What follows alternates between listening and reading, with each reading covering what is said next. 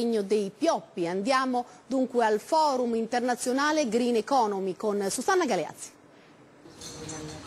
Ridurre l'inquinamento, salvaguardare l'ambiente e creare energia pulita. L'impegno c'è, il progetto anche. Per la prima volta in Italia l'energia elettrica si potrà ricavare direttamente dai semi di girasole e dal legno dei pioppi. Energia elettrica da fonti rinnovabili completamente made in Italy, dal seme dunque alla lampadina nelle case di 350.000 italiani. Questo grazie alla prima filiera agroenergetica al 100% italiana prodotta dalla collaborazione tra la Coldiretti, Consorzi Agrari in Italia, PowerCop e il gruppo Maccaferri, presentata oggi è la sesta edizione della Forum internazionale Green Economy.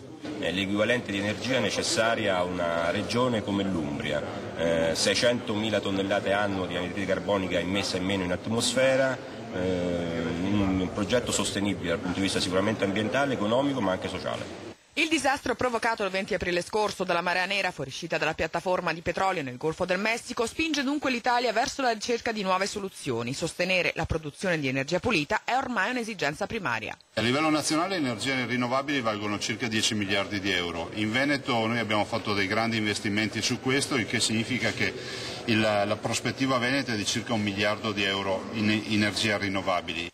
L'attività degli impianti per la produzione di energia elettrica sarà alimentata ogni anno dalla fornitura di 400.000 tonnellate di cippato di pioppo e di 160.000 tonnellate di semi di oleaginose come il girasole provenienti dalle aree agricole. In tutto 80.000 ettari di campi nazionali operativi per un periodo di 15 anni.